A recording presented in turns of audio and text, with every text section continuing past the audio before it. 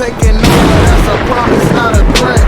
Uppercut, season off top, you stop breathing. Speaking of just the segue too, like, you know, obviously, you know, Golden Boy has all this momentum right now. So will it carry on to next weekend where they have a double header? You know, that's going to be. I think this one is in Vegas, right? It should be. It probably is back in Vegas. Bless you. Bless you. That's in Cali, I think. Oh, it's in Cali. Okay, shit. Well, yeah, that's right. It probably is in Cali. Oh, but I thought Ramirez. I thought he was a big name in Cali, huh? No, it is in Cali. Okay, I'm about to say, yeah. So, okay. So, I mean, honestly, you know, Oscar has signed Jose Ramirez, you know, who left Top Rank in there, and they're like, okay, that's a decent signing. Cool, whatever. But you would think that Oscar would be like, okay, we got someone like Ramirez. Let's get him a good opponent.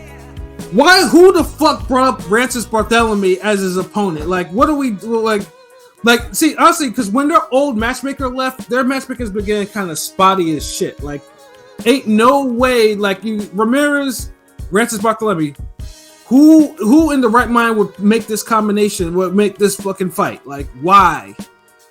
Like, and then you double down. You have Vergil Ortiz, who is your next big star outside of Ryan Garcia. You want to put him in a competitive fight, at least, because you gave him his soft touch from the Rabdo. After he came up from Rabdo, you pick up Thomas Dulorme. Thomas Dulorme hasn't really been a thing since 2019, and he's been getting knocked out kind of left and right.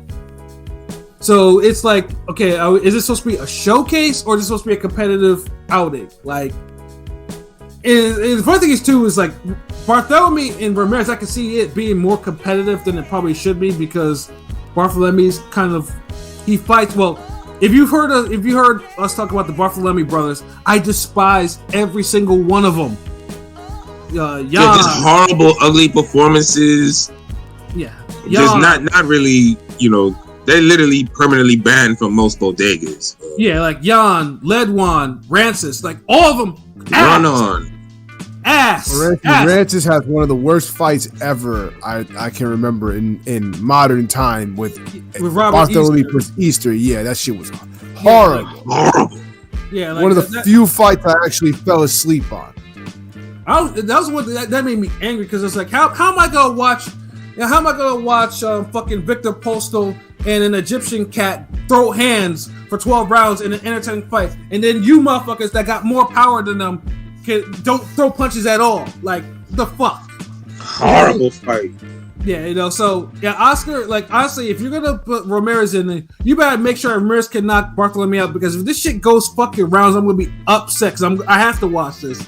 We got to start seeing more knockouts from the name guys. Like this whole, you know, I don't fight enough, so I'll just make every fight 12 rounds is kind of killing shit. Like,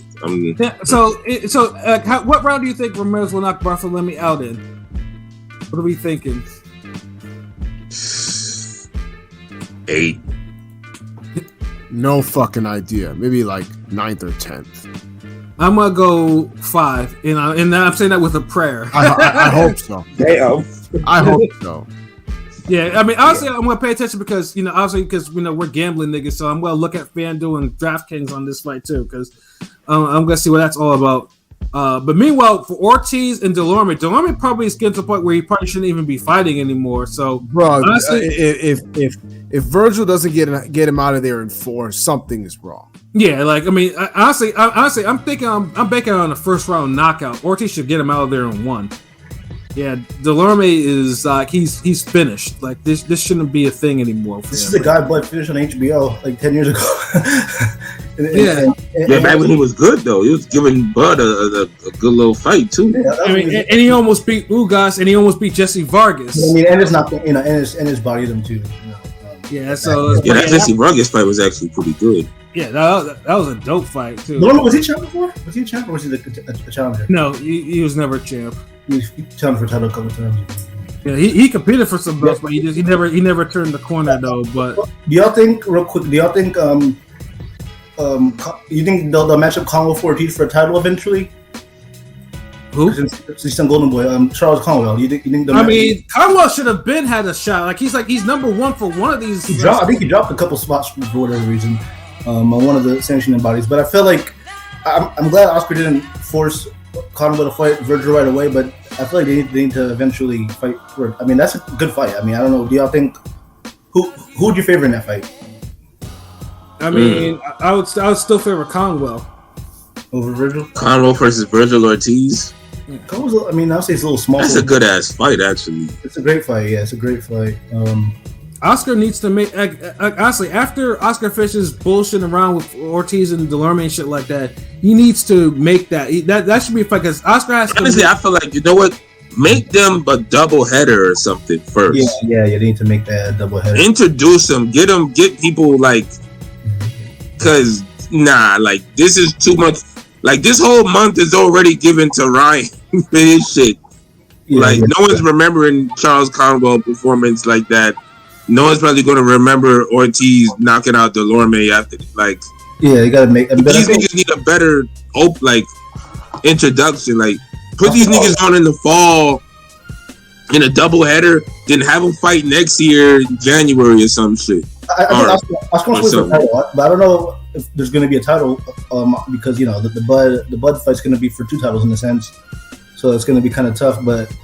I can see that fight happening, but I'm sure Oscar's gonna try to make it for a title fight, or what I'm saying? Fuck this waiting shit. Remember, we were supposed to have Ortiz and Boots for a title, like. Yeah, and I was the one that said that this show for a title like early, but then it was like I was in the minority with that one. No one thought that was a good idea, but now you see this now. That's supposed to be the future fight at 140. Hopefully, it happens at 160. I remember because we had Lukey on and y'all was with the damn make that shit now. We're like, man, that's a big fight. That's a future fight. And look at shit now. I mean, Ortiz ate himself out of 140. I can't sell my bad, yo. I mean, Vergil's a guy who was. I mean, he still has probably a better resume than Boots, but in terms of his momentum and everything, but he don't have the juice. Literally, he ate himself out of 140 and 147. You know what I'm saying? With the whole health issues, it's like. You should be a champion by now. I know you obviously dropped you kind of ducked Bud. Nobody talks about that, but it's like, I don't know. It's unfortunate. Like Oscar's matchmaker has to really start playing some shit out because we shouldn't get a doubleheader like this. But then also too, you have a good fight. You have Jojo Diaz and Oscar Duarte on the card. Okay, that is on there. I was wondering if that was on there. And that's a fire fight. It's probably a crossroads fight for JoJo right now because JoJo might have the top 5 chins in the sport because that motherfucker's faced a whole bunch of punches. I don't think he's been put down. Never mind. I got Duarte. You barely see him hurt either. Yeah. I don't know. I got Duarte stopping him. I think it's a little because JoJo lost his last fight to that guy. With the guy Perez or something like that. Yeah, but it was competitive. That's the thing though. JoJo would be losing competitive fights. But I feel like. Except Zapata. This fight's probably gonna be at 140. JoJo is is a skinny fat ass. I mean, like, it's small. He's a small fat ass. Like, pause. He's a guy that, he's talented, but his best days are past him. I feel like Oscar Duarte is gonna win that fight probably. He might be. You think he stops him? I think he might stop him. I mean, let's put it this way. If JoJo gets KO'd by Duarte, then JoJo's probably like finished. Because, like I said, because JoJo's been taking, because now he's like Oscar. Because it's funny because Oscar used to move him as like a prospect to eventual contender to champion. Now he's Oscar's jobber to the stars, which is kind of crazy now. Like, he's basically like he ducked Schofield. He was supposed to fight Kid Austin, but that didn't happen. Yeah. So, but like I said, that fight is at least worth it on this doubleheader because that should be a hell of a fight. Depending if what version of JoJo shows up and what version of Duarte shows up, and truthfully, that fight should have been like the co-main to. That's what I was saying. It should have been the co-main on the Ryan Garcia and Devin Haney. That was a quality card. That's a quality fight. I feel like I could have switched the Barbosa fight to this. I felt like with that undercard, I'm not mad at spending the $80 because the main event was worth it, but I felt like Haney and Garcia took up all the funds for it because you could tell with the whole card was just like them penny pinching, So this is why I say boxing need to go back to some type of y'all got to get rid of the pay-per-views because imagine if there was no paywall for this type of fight. This would literally get Super Bowl coverage. Right. And that's the thing. that niggas be missing out on. Because if it got this type of coverage, niggas would be trying to make boxing media, niggas would be trying to make boxing video games, boxing media, boxing this, if everybody saw this fight for free. Or, I mean, if it was just available to everybody, no paywall. Sponsors, all that shit. Come on, bro. Like, like say, I mean, right now, I mean, obviously, because we're getting into the month where there's gonna be like fights upon fights. Like, I mean, the next like month or 5 weeks are gonna be crazy with fights outside of after the doubleheader and shit like that. So it's like, and most of them are pay-per-views, and it really shouldn't be. Like, it's like, like Top Rank is the only one that's not putting on a pay-per-view, and they actually managed to actually have a schedule, and like, they need to be more like Top Rank. Like, they have to be saying, okay, some fights just don't need to be on pay-per-view like that. And y'all niggas make everything pay-per-view. Like, it really isn't. Like what happened to the damn World Championship boxing nights? Like, y'all niggas try to just make everything pay, and it's like, for what? Like the engagement, y'all not already sharing shit enough on Twitter and all these other platforms. Y'all already not killing it.